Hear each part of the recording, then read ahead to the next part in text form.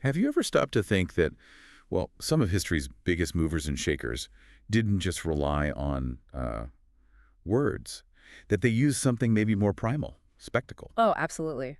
It's fascinating stuff. We're jumping into Law 7 today, create compelling spectacles. And Ah, the core idea here is that really striking images, grand gestures, these are serious tools of power. tools of power. How so? Well, they create this kind of aura, something that can really dazzle people, grab their attention, and maybe, divert it from what's really going on behind the scenes.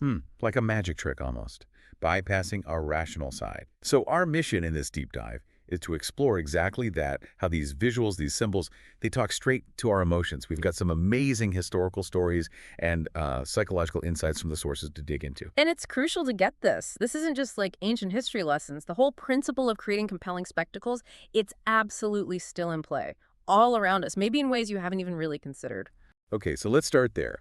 How do images manage to get past our logical brain? The first idea we found is this thing called the shortcut principle, Right. Images basically take a shortcut straight to the heart, yeah. They bypass the head, Hmm. the place where doubt and questions usually hang out. which makes sense because words, Yeah. well, words make you think. They invite questions, arguments even. You start explaining or defending, and suddenly you're on the back foot, aren't you? Exactly. You've lost some ground already. Words can definitely put you on the defensive. But pictures, visual stuff, Mm. it hits you with this, like, emotional force. It's immediate. There's no room for doubt or long explanations, almost like music, you know? Yeah, that's a great comparison. It leaps right over the rational part. Images create these really strong associations, and they tend to bring people together. Words can be pretty good at starting fights and dividing people. And it seems sight itself has this special status. Since the Renaissance, anyway, it's often seen as, like, the most dominant sense, the one we trust most. There's a quote in one source: "The truth is generally seen, rarely heard." And think about that story of Fra Filippo Lippi, the painter. Oh, yeah, tell us that one. So he was enslaved by the Moors. And how did he win his freedom? Not by arguing or pleading. He just sketched his master's portrait on a wall with charcoal. Just like that. Just like that. The owner apparently saw it, instantly understood the power in that image, maybe the power Lippi possessed, and just let him go. That one picture was way more convincing than any words could have been. Wow, that's incredible. And this understanding, it goes way back. Like this story from 18th century Berlin about the moon doctor, Dr. Well, Weissman. the Moon Doctor. Yes. Okay. Yeah. Picture this. Berlin, huge old converted beer hall, and Hmm. outside, these massive lines of people start forming every evening. Who was in these lines? All sorts. Blind, people who couldn't walk, the sick, Right. but also just, curious onlookers. And then it started changing. It wasn't just the poor anymore.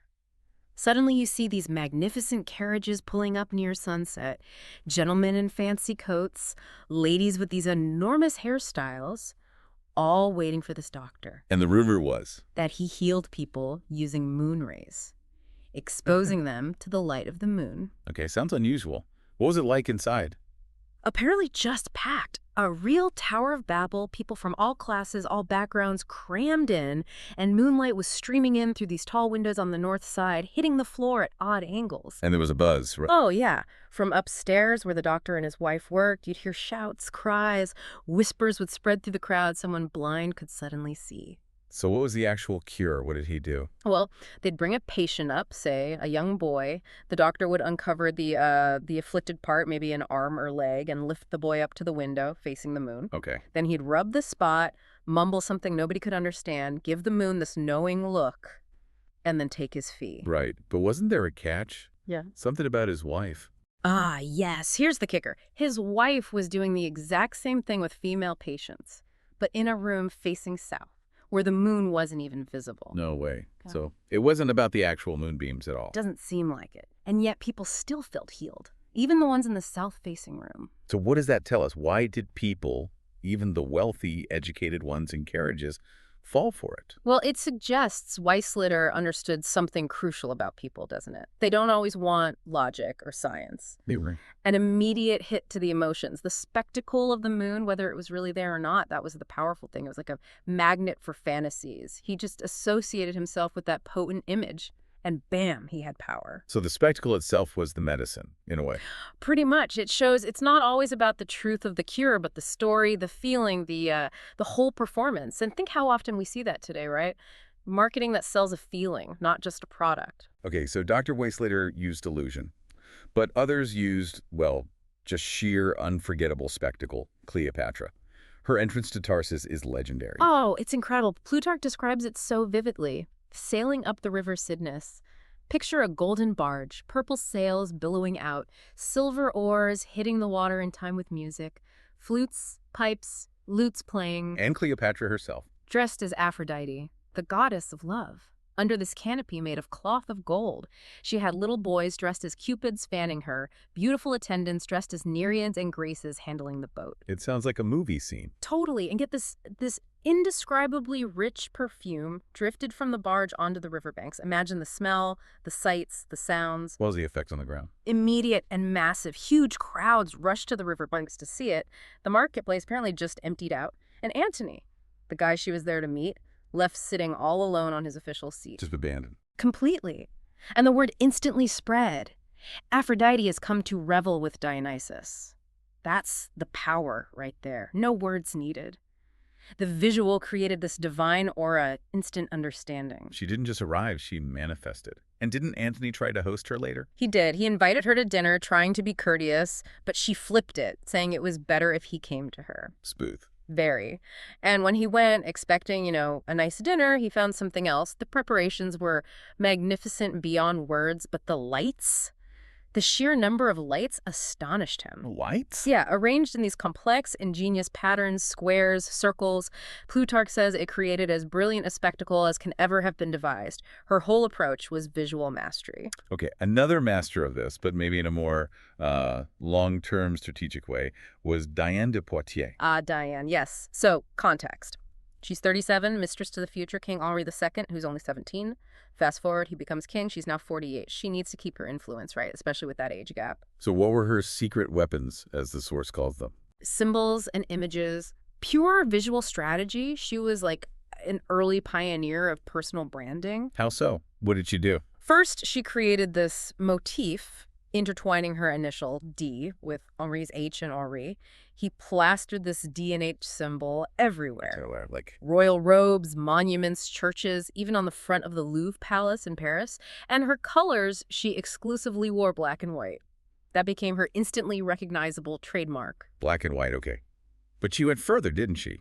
With the goddess thing. Oh, that was the stroke of genius. She linked herself to the Roman goddess Diana, her namesake, conveniently. Diana, goddess of the hunt, which was Henri's great passion. But crucially, in Renaissance art, Diana also symbolized chastity, purity. Ah, clever. So it instantly gave her this air of respectability, right? Made her seem different from, just another royal mistress. Exactly. It subtly shifted how people saw her. And then she made it real, physically, her castle at Annette. What did she do there? She tore down the old castle and built this stunning new one, a magnificent Doric columned edifice modeled after a Roman temple, all white stone, flecked with black silex. Her colors, see? Wow. She literally built her brand into the architecture. She really did.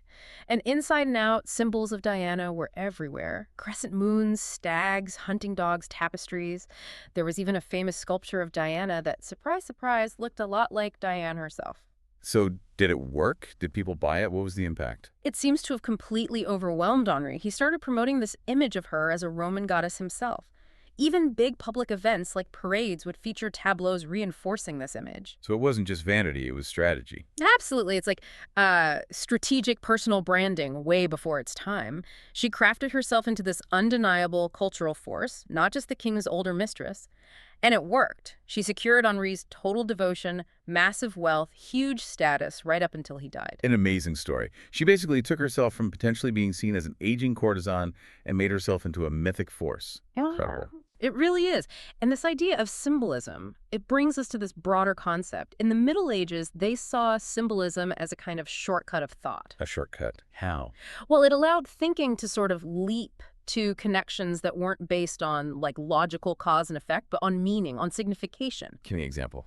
Okay, the source mentions the walnut, how it signified Christ. A walnut? How? Well, the sweet kernel inside is his divine nature. The green, pulpy peel on the outside is his humanity, and the hard wooden shell in between. That's the cross. Ah, I see. So one object contains all these layers of meaning instantly. Exactly. 1,000 meanings resonating from one simple thing. And it's not just objects. Things like color have huge symbolic power. Color. Like how? Remember that con artist, Yellow Kid Well? He had this fake stock newsletter. What did he call it? The red letter newsletter. And he printed it in bright red ink because red screams urgency, power, maybe even good fortune. People react to the color, maybe even more than the words. Advertisers still do that, right?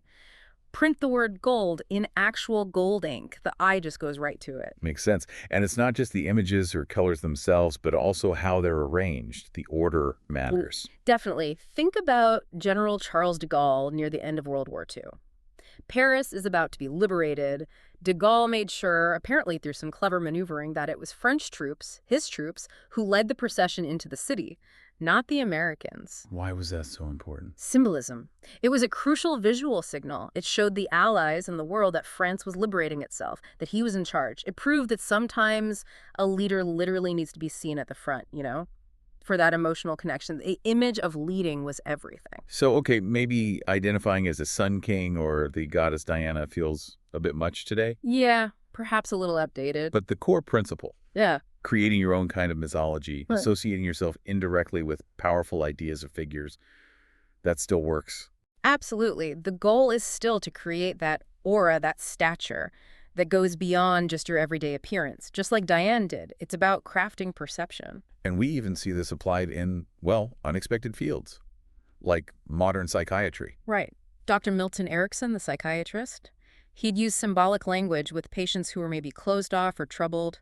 Instead of asking direct questions, he might talk about, say, an isolated ironwood tree standing strong against the element. And the patient would connect with that symbol. Often, yes. It allowed him to connect with them emotionally, find a symbol for their struggle, and help them open up without feeling directly confronted.